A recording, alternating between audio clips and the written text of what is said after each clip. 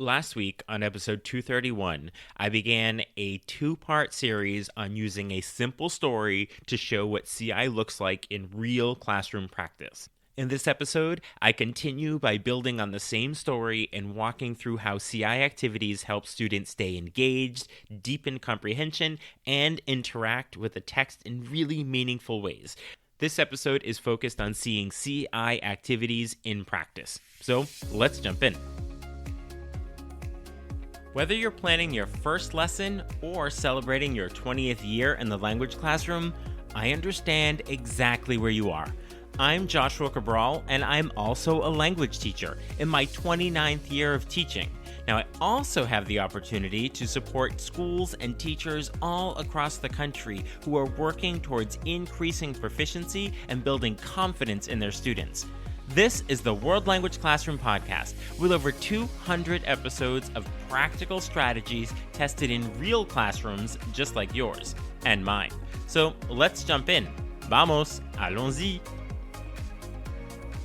Hello, my friends. Bonjour, mes amis. Hola, mis amigos. Welcome to the World Language Classroom Podcast. I am Joshua Cabral, and I want to personally thank you for spending this time with me and listening to my podcast about language teaching.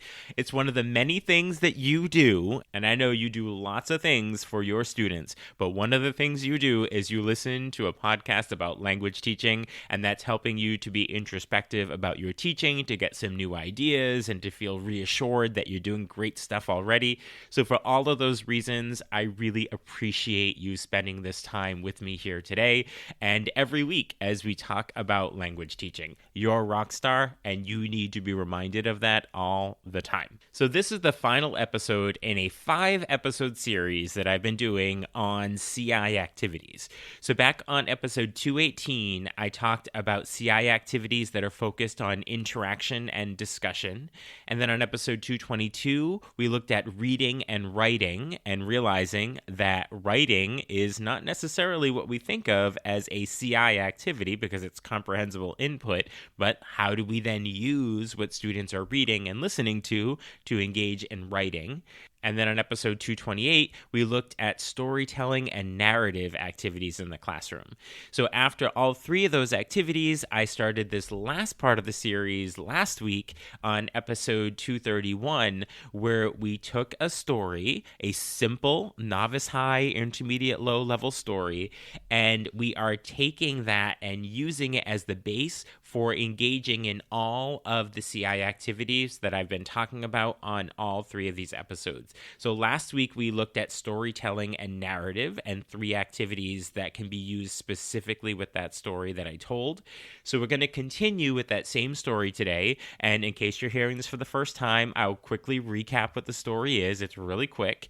And then we are going to look at all of our interaction and discussion and reading and writing activities. And there'll be 12 of them. And you'll be able to see that all of those activities just aren't theoretically what you could do in the classroom, but actually what you would do with the story that we are using. And I put together all of these activities in a free PDF download that you can get. I call it the CI Toolbox. It has all of the activities along with a description, how long it generally takes, and then some tips for actually doing it in your classroom in really effective ways. The link to that is in the show notes, or you can also get it on my blog at wlclassroom.com/toolbox. So wlclassroom.com/toolbox. And the other great thing about that document, once you have it, is you can load that PDF into an AI tool, put in a short story that you'd like to use with students, and then ask the AI tool like ChatGPT to create all 15 of those CI activities that go along with that story. Now, as I pointed out last week, you're not going to get 15 spectacular unit-ready activities that come out, but you will likely get 7 or 8 that you can definitely use, and maybe you'll even get some ideas for things that you hadn't even thought about, but you can easily take that PDF, put it right into an AI tool, and then ask it to create CI activities for you based on a story that you'll provide. And you can also ask it to help you create that story. But that's a whole nother episode. But for the purposes of this episode, if you have a story that you're working with and you can put that into an AI tool, then upload that PDF, which you can get for free in the show notes or at wlclassroom.com/toolbox. Put it right in there. It'll read it and it'll create all of those activities for you. And so many of us language teachers are using AI tools now that it is able to recognize what a lot of these things are. It knows what story listening is. It knows what a write and discuss or a clip chat is because so many of us are actually using it. Also in the show notes are the links to those 3 previous episodes where I spent a lot of time going through each of the activities. So episode 218, 222, and 228. As we go through the activities on this episode, I will do a quick recap of what the activity is and then specifically how to use it with the story. But if you want the details and lots more examples, make sure that you take the time to listen to those 3 and they're in the show notes. So in last week's episode on 231, we looked at storytelling and narrative, and that's where we looked at doing story listening and write and discuss and clip chat. Now, this episode today is going to look more specifically at activities that are a bit after students have been introduced to the story, and we're really looking at the reading and writing aspect and then interaction and discussion. So a quick recap of the story that we are using. And again, this is a story that would be in the target language. I'm going to quickly tell you the story in English for our purposes here on the podcast, but this would be at the proficiency level of your students in the target language. And this story would be a novice high, intermediate low. So this is called Problems in the Market. It's Saturday morning. Sophia's family is at a market in Oaxaca, Mexico. There are many colorful fruits, vegetables, and flowers. Sophia wants to buy mangoes. Her little brother, Diego, sees some piñatas. Diego says, "I'm going to look at the piñatas," and walks alone. There are many people in the market. Diego looks at the piñatas and doesn't see his family. He feels nervous and says, "Where's my family?" A fruit seller sees Diego. She says, "Hello, are you lost?" Diego responds, "Yes, I can't find my mother." The saleswoman walks with Diego through the market. After a few minutes, they see Diego's family near a tortilla stand. His mother hugs Diego. She says, "Thank you, miss." The family buys mangoes and tortillas, and everyone is happy. So there you have this story, which is a novice high, intermediate low story. It's not terribly long, but it has a lot of cultural nuance in there. It has the market, what people are doing in the market, the types of things that people are purchasing in the markets, that the family went together. There's some dialogue, and there's a complication, and there's a resolution. And all of this happened in 3 short paragraphs. So regardless of the text that you're using, this could be much more complicated or this very simple text. Now we're going to look at 12 activities that you can do, these CI activities, these comprehensible input activities that will help students to engage and learn and acquire language using this story. So the first set of activities are about interaction and discussion. And so the first one is a picture talk. Now, picture talk uses images to drive meaning-based discussion. So the teacher asks simple, open-ended questions so that students describe what they see using familiar language. And the teacher can also provide lots of support and repetition. So this is somewhat similar to a clip chat, but a clip chat being a video has a little more movement and it can tell a little bit more of a story, whereas with a picture talk, you're really looking at a static image of a photo. So here, this would be helpful with students once they have read the story, once they have heard the story, that you can then show photos of a Oaxaca market, also piñatas, tortillas, or fruit stands, and asking questions like, what do you see? Are there mangoes? Are there a lot of people? Are there a few people? Then connect directly to the story. So is Sophia's family in a similar market, or do you think it's a different kind of market? So using this is going to help to build that background knowledge and makes the setting immediately comprehensible to students because they've already read the story, they've already heard the story perhaps, and they understand what's happening there, some of the cultural nuance. So once you start showing photos, they can discuss the photos in relation to the story. So again, if it's asking, is it similar? Do you think it's different? Why do you think it's different? Is it a similar market? Why? Oh, you think it's different because there's furniture in this market. You see chairs in this market, whereas where they are purchasing their food and some things like a piñata or a tortilla might be a different type of market. It doesn't look like there's food in this market. So you can see that just from a simple picture and relating it to the story, you can already start into a discussion where students are drawing on new vocabulary as well as previously learned vocabulary to have that discussion. The next activity would be a PQA, which is personalized questions and answers. And with a PQA, this is where we want to connect the story and the language in the story to students' own lives through really highly scaffolded questions and helping them to truly acquire the language through personal relevance. And that's the most important part, is that it is personally relevant to them. So if you're using this story as your PQA base, you want to ask about students' personal experiences. So where do you buy fruit? Do you like mangoes or do you prefer apples? And then you can bridge it back to the story and say, does Sophia prefer mangoes or apples? And you. And so you can see that this is personalizing it to them, and then they have to draw on the details from the story and say, oh, well, Sophia's buying mangoes, she must like mangoes. If the family is buying mangoes, they must like mangoes. But keeping it personal to students as well. And if you are in a market, would you be afraid if you were left alone? And would you go to a market alone, or would you go with your family, depending on the age of your students? And if you've done a picture talk or a clip chat where you're looking at markets, you can then ask, is this a place where you would prefer to buy your fruit rather than maybe in a supermarket where you typically buy it? But keeping the story comprehensible, but also relevant to students' lives so that they are able to personalize the vocabulary as an extension beyond just using the vocabulary within the story. The next activity is special person interviews, and this is where students are interviewed individually using familiar structures and often taking on a role, and the class listens and helps to co-construct the meaning. So sometimes if you're just doing student person interviews and it's not part of a unit, you will just ask some personal questions about what they like to do, about their family, where they like to go. That's typically how a special person interview is done. But I would recommend that if you have this story, you can have students be one of the characters in the story as you do your special person interview. For example, you could interview a student as Sophia or Diego or even the fruit seller.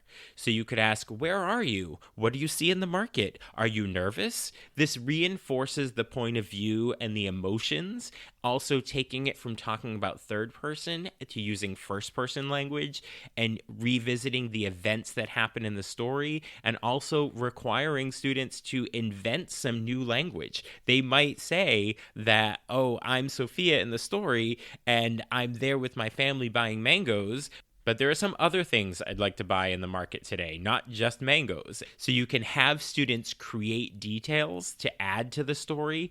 And once you've done this special person interview and you've added to the story, you could then do a writing discuss after where you do the new version of the story with the added details to it. The next activity is a card talk. Now, this is where students have a piece of paper on their desk. I usually do it using cardstock, and they make like a table tent. And students draw something meaningful to them, and then the class has a discussion using shared high-frequency language.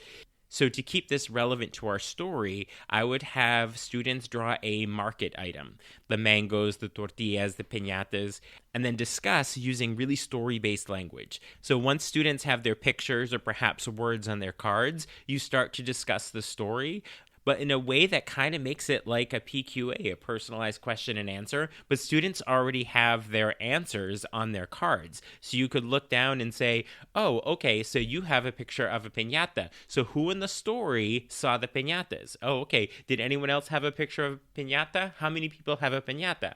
Oh, okay, now who has a picture of another food item that comes up in the story? And they'll say, oh, you have tortillas. Okay, who eats tortillas in the story? Or where do they buy tortillas in the story? So you can see what you're doing here with the card talk is you are recycling all of the vocabulary in the story to retell the details, to put it in context, and to also personalize it to students as well. The next activity is to use a weekend chat. Weekend chats really build community and routine by talking about what students do on certain days using simple present or past tense language. The real benefit of doing weekend chats is it introduces past tense versions of language really early on as memorized chunks. So you could say, it's Saturday in the story, and then personalize it and say, what did you do last Saturday? Or you could keep it in the present tense and say, what do you do on Saturdays? Do you go to a market, or did you go to a market? So this is going to highlight time expressions and also reinforce the story's details as well. So as you are talking about weekend chats, not just did you have a basketball game, did you go to the movies, did you stay home with your family, did you do homework? Those are sort of the typical things that come up with weekend chat. But personalize it to the events that happen in the story. So you're not just talking about the weekend, but using the vocabulary from the story. Did you go to the market? Did you go to a supermarket? What did you purchase, or what did you eat? Did you eat anything that came up in our story? Was there a birthday party? Was there a piñata at the birthday party that you attended? And they'll probably say no. Maybe there was, but maybe there wasn't. But it doesn't really matter what the answer to that is, but you're using the vocabulary from the story to reinforce as you're talking about the weekend. Then the next activity is to do a calendar talk. So calendar talk uses the daily date and a routine of events to recycle language in a really predictable format. So students are saying, today is Tuesday, October 9th. But once you've done that, and you talk about different events that are happening on the day and the time and the weather and other events that may have happened on this date, bring it back to the story. So tie Saturday routines to the story. So you could say, okay, now suppose today were a Saturday and the family goes to the market on Saturdays, but do they go on Tuesdays? Today's Tuesday. Do you think the family goes to the market on Tuesdays? Why would they go on a Tuesday and not a Saturday? So what could we do on a Saturday? So really strengthen the connections between the text, routine language, and students' lives.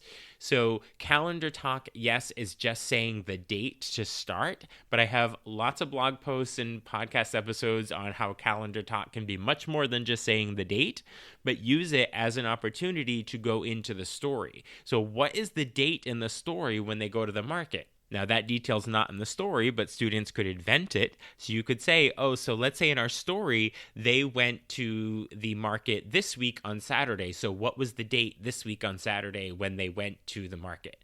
Now, suppose it was last week. Suppose it was a Saturday in June, and they can look at a calendar and find a Saturday in June and say, okay, let's say that they went on June 13th.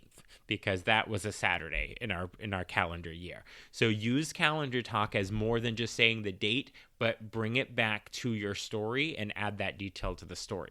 So now this next set of activities are all about reading and writing.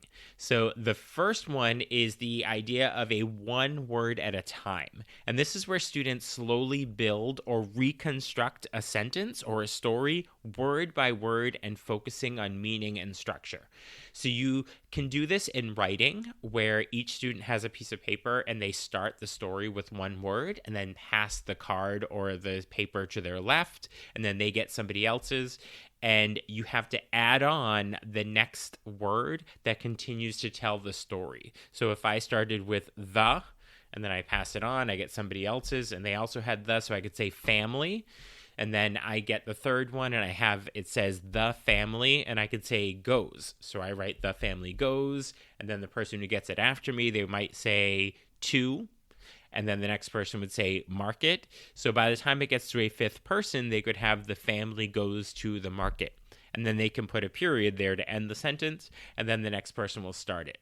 This helps students to really process the word order and make the meaning without being totally overloaded because they have to stay on the theme of what happens in the story. So it's not just going off into random places and random vocabulary. When I mentioned this in the previous episode where I went through in detail, I heard from a teacher who said that she does the same activity but not in writing, but she does it in a circle where students throw a ball. And so when they catch the ball, they have to continue the story. I love that idea. It's much more more interactive, but it's also building the story one word at a time. But the great thing is using it connected to the story because they have to stay on theme and they already have the vocabulary needed to tell the story. The next activity is embedded reading. So an embedded reading moves from a very simple to a more detailed version of the same text. And the idea is that you are increasing comprehension and confidence. So you could start with Diego goes to the market. He gets lost. Okay, that would be a very simple way of telling the story. And then you can have students add details to it. So you can say Diego goes to the market. Okay, now make this more complex. Add more details to this. So Diego goes to the market. It's not just Diego. Diego goes to the market with his family. Okay, and then we add more details on. So he gets lost. But he didn't just get lost. What happened before that? Oh, he wanted to look at the piñatas. Okay, and then he went to see the piñatas, and then he got lost. So you can already see that we've taken these two simple sentences. You keep adding details onto it so it gets more involved. Now, that's involving students in making it more complex, but you could do it on your own, where you could just start with, here's the first sentence, and then give them a second sentence, and build on and make the sentence more complex and more comprehensive of more the vocabulary and the events that happened.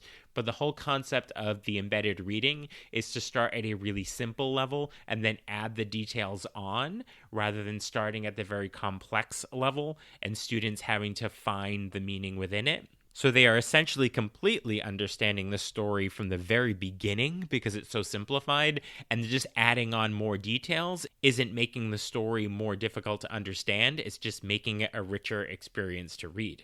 The next activity is volleyball reading. So this is where students take turns reading and clarifying the meaning, often in pairs, with a really strong focus on comprehension.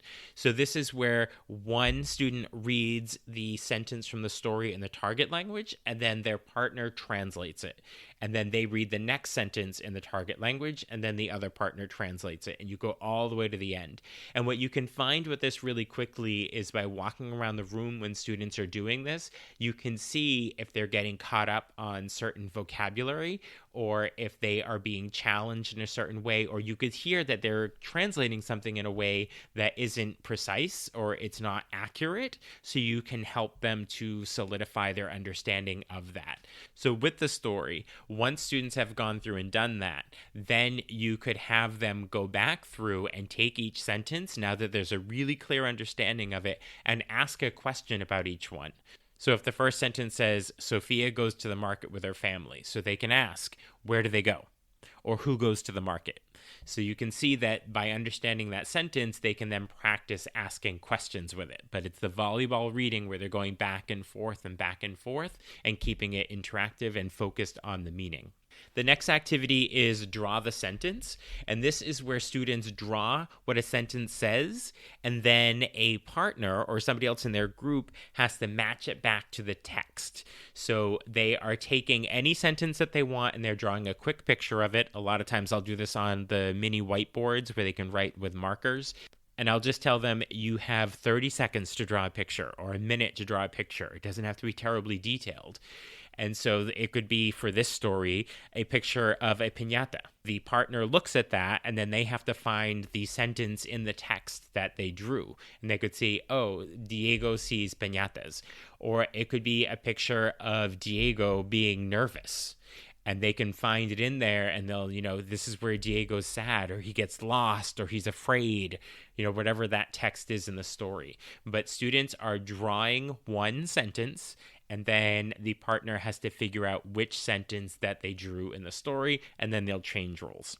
The next activity is a running dictation, and this is where students move and read and reconstruct a text collaboratively.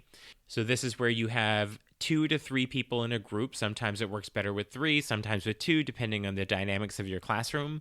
But the idea is in one location, you have printed sentences from the story. And then in another location, it's where students are going to write those sentences. So you could have one student who is with a pencil and the paper who's going to do the writing. And you have another student who needs to run over and see what the sentences are. And one by one, they'll run back and say, okay, sentence number 1 says this. And then when they have that correct, and they run back and they'll check another one. And then come back and they'll keep writing the sentences. The other way with 3 people is you could have one student that has the sentences that are already printed and another student who's just the runner between the two. So the one with the printed sentences will just read out so the runner doesn't see it. They read out what the sentence is, the runner listens to it, and then they run back to the writer and they say the sentence to them. And if they don't have it exact, they have to keep going back and forth for clarification. This really helps to solidify spelling, accents, grammatical structures that help students to really look at those detailed points as part of the overall story. So for this particular story, you could have a 5-sentence version of the story that they are running back and forth and writing. But to make sure that you are including those new vocabulary words that they're likely going to need more time looking at the spelling for, so that they can use it as an opportunity to refine their spelling. And then the last activity is a dictation with a twist. Now, this is where students will hear and write a sentence, so your traditional dictation. You say a sentence, they write it down. But the small change in this, the twist, is that once they have that, then you're going to have them change out a detail where they're going to erase or put a line through and then write a different version above it. Just one word, perhaps 2 words. Maybe you have them change the verb tense. So you could say for this story, the family buys mangoes. So students write, the family buys mangoes. And then you could say change something out, that they're not buying mangoes, they're buying something else. So they could say, oh, the family buys flowers. So this keeps the grammar and vocabulary grounded in the story, but also allowing choice. And you could tell them it doesn't have to be something that was mentioned in the story. It can be anything. Get more interesting. But the idea here is that they have the structure of the sentence and they're just changing out details. So anytime you're doing dictation, whether it's running dictation, dictation with a twist, you want to focus on those structures and words that you want students to look at very closely in a very focused way to make sure that they're spelling them correctly. So you want to find those words that are likely going to be a challenge for students and use them in this activity. So there you have 12 CI activities that I talked about in previous episodes with this story about the market. And you can see how you can take each one of those activities and use it with the story. And it doesn't involve creating lots of new materials and documents, but they are just interactive activities that students can be doing with that simple story. So remember, you can get the list of all 15 of the activities in the CI toolbox, which is on my website at wlclassroom.com/toolbox. It's a free PDF download. And remember, you can put that into an AI tool and it can help you create all the activities that go along with a story. And be sure to listen to the previous episode 231, where I talked about the first 3 activities that go along with these 12 that we did today.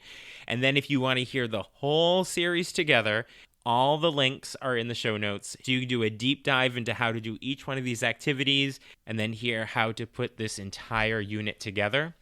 And I want to end by just talking about assessment, because when we're doing all of these units, we have to have an assessment at the end for most of us in our classrooms. So as you're doing an assessment, and if you're doing an IPA, which is Integrated Performance Assessment, you want to have an assessment that draws on all of the communication modes. So you want to have an interpretive reading or an interpretive listening. So this could be a different version of the story that you are using, but uses very similar vocabulary, and you can ask AI to create that for you.